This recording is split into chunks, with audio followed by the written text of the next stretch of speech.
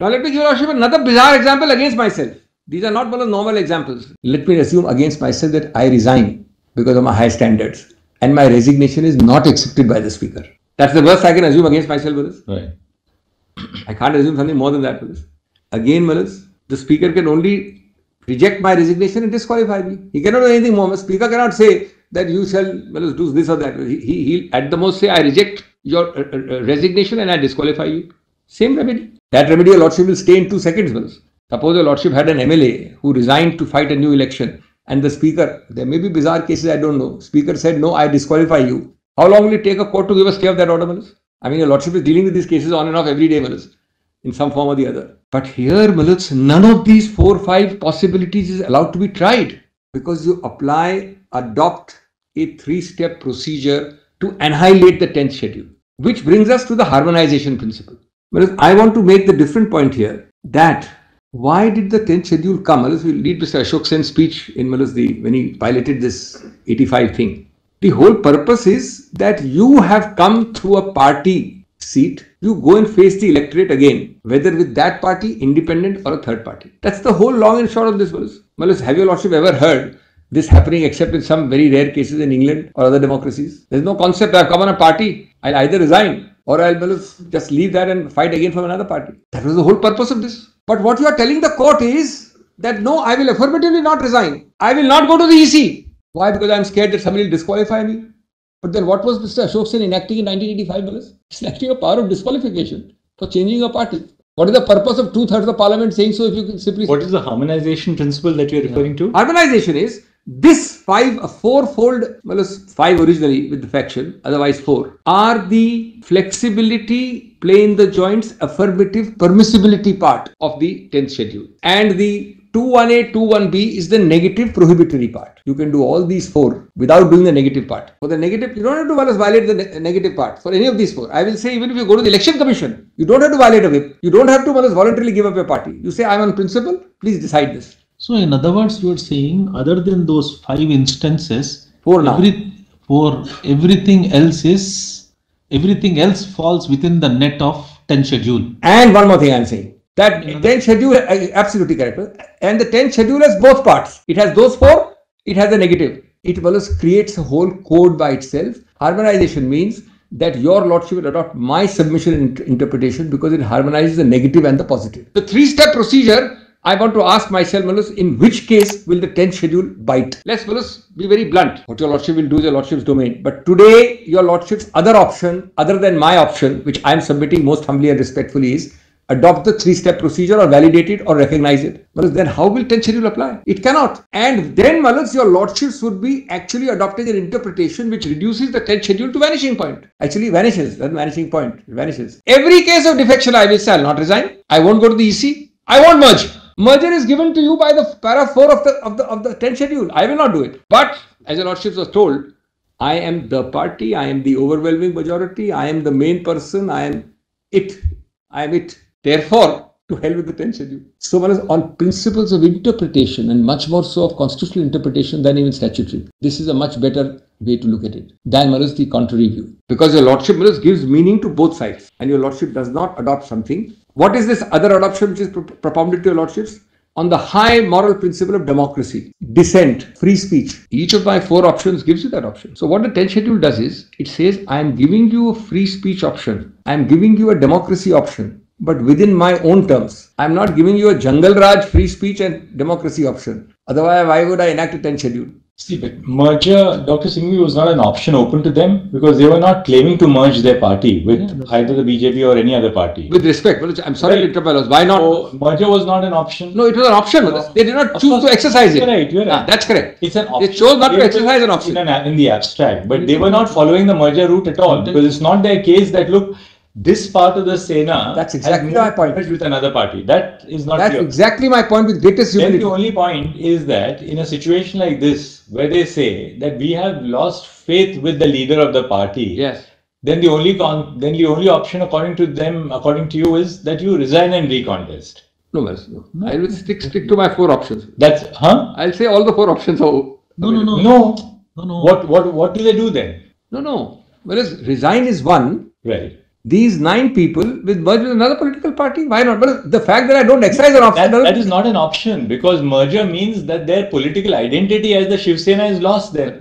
Well, then in that case, if the 10th schedule says that I recognize only this path of exit from this room, you can't say I'll make a new tunnel to get out. But you know, Dr. Singhvi, part of your argument is a problematic argument. I'll tell you why. Because your argument postulates that if you have a dissension, then the only way you can express the dissension is to leave the party and merge somewhere else. They say, sorry, we don't want to leave. I mean, ideologically, I am a Shiv Sena man. I don't want to leave, he says. He says, I don't want to leave the party.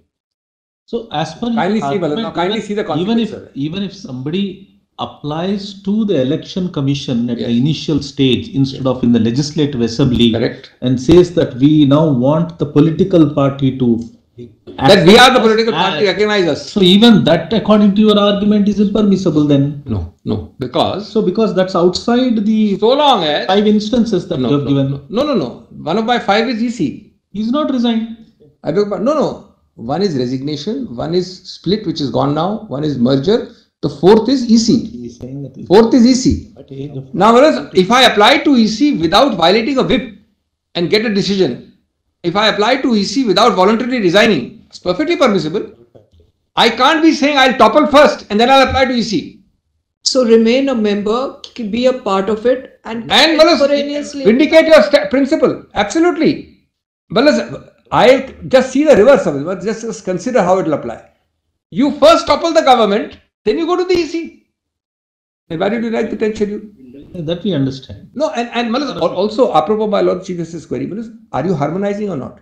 One more thing. The fact that you don't choose consciously not to exercise an option does not mean you can wish away the option. The option is a constitutional option. It's a constitutional option. It's as equal to split as it was earlier. You don't exercise it, it really amounts to saying this: I want to avoid the 10th schedule. So I will put blinkers and close my eyes to 4 options available. 4 constitutional options, the 5th one is deleted. And I will choose a new option, which is only the 3-step procedure. First, disable the speaker. Second, approach the governor. Third, be sworn in. See, the negative prohibition in the 10th schedule is twofold. 1, voluntarily giving up a membership. And 2, defying a whip, 2(1)A, 2(1)B.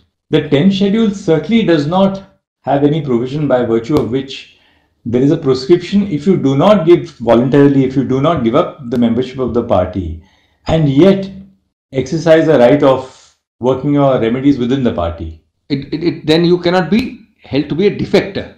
Right. And that is the whole purpose. You were elected. That's exactly the case, no? No, but then in that case, why did you enact the 10th schedule? Because 10th schedule is not saying that Article 19(1)A, just see 194, very interesting article. Let me put this harmonization, which is a very important principle, in another way. What is the scheme of this entire system? Well, if your Lordship were to make a standard as broad as if you have a dissent, you can violate the 10th schedule, then your Lordship is unmanageable. But your argument, Dr. Singhvi, would be the extreme argument on this side, which possibly you can adopt also, is that any dissension amounts to the voluntary giving up of the membership of a party. No, I'm going to give more. I'm not extreme. The other argument is extreme. I'm going to give a harmonized answer. Immediately to that, the principle can never be dissent.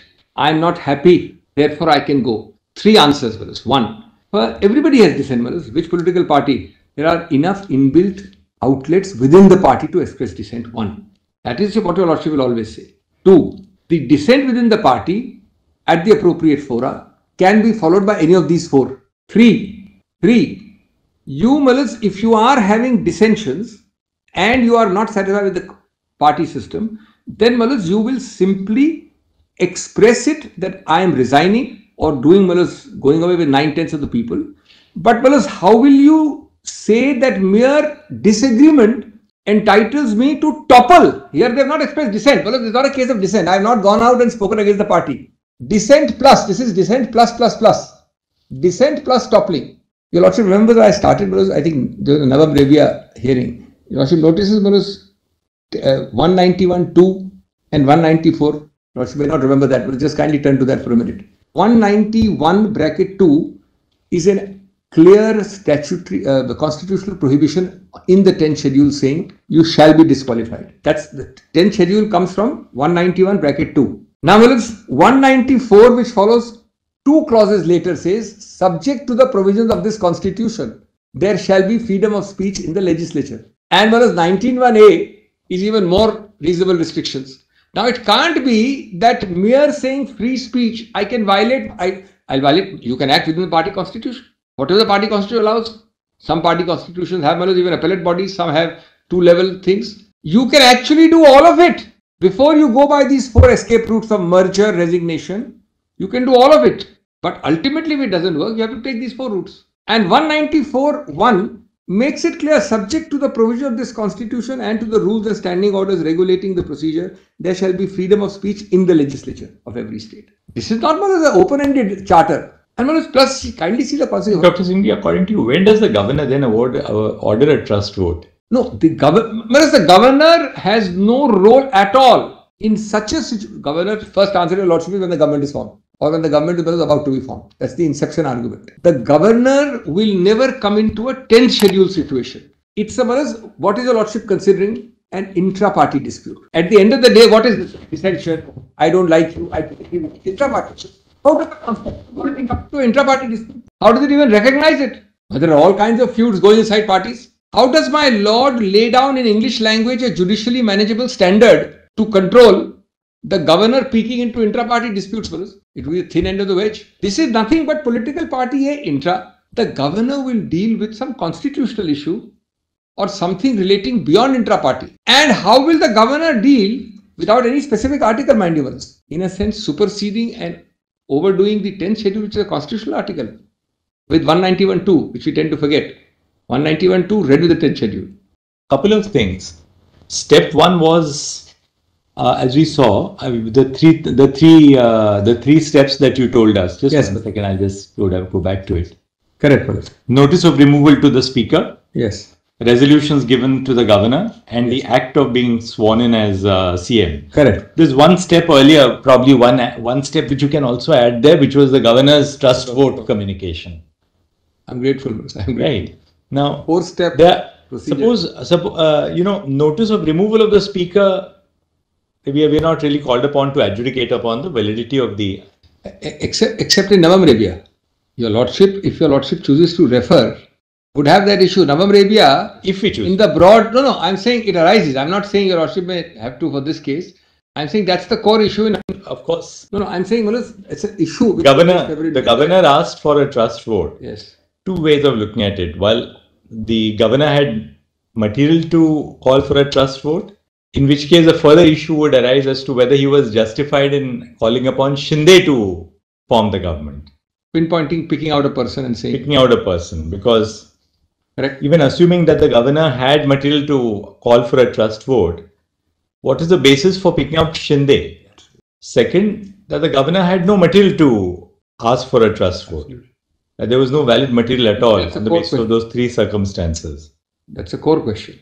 And that goes to the heart of the matter. If I may digress for 30 seconds, Mr. Tushar Mehta was right when he quoted the couplet.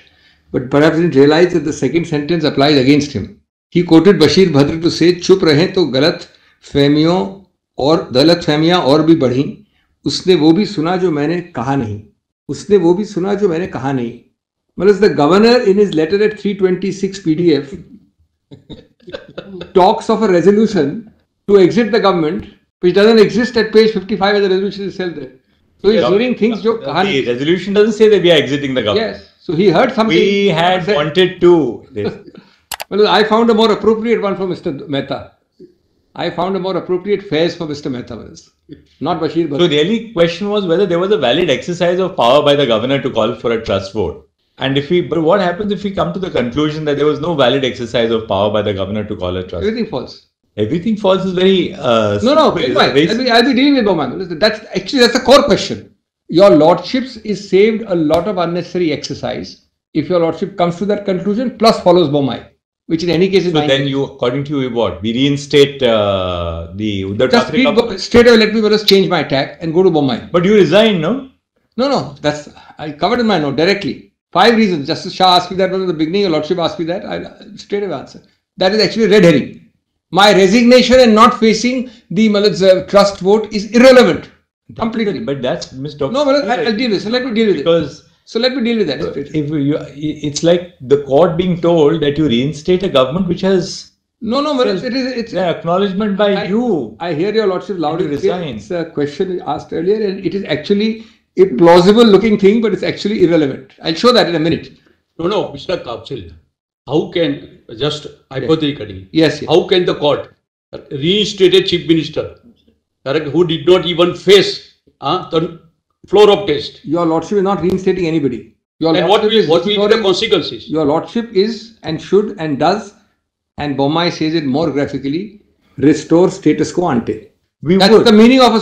But Dr. Singhvi, it would have been a logical thing to do. That's where we are, it would be a logical thing to do, provided you had lost the trust vote on the floor of the assembly. Lordship may just flag that. I mean, because then clearly you have been ousted from power because of a trust vote which is set aside. Correct. Duty bound to satisfy Lordship, and I believe that. Right. Now, our problem is, look at the intellectual conundrum. Yes. That it's not that you have been ousted from power as a result of a trust vote which was wrongly summoned by the governor.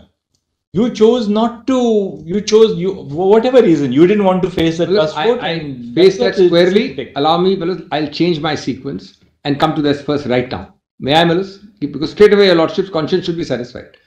This is a red herring. It should not deter, will not deter in law, your lordships. If your lordships comes to the conclusion of the other one. Give me just 5 minutes on this. May I end the first part, Malus? That is, Malus, this affirmative and negative code. Yes, that you with only one. Let me end the first point by asking myself a reverse question. What happens in my first point of affirmative and negative if your lordships were to accept their interpretation? That's a good way of answering my Malus proposition. Namely, your lordship will have nothing left in the 10th schedule. How does your lordship operate both? The 4-step or the 3-step becomes the norm and will be followed in every case to defeat the 10th schedule. That's my first point.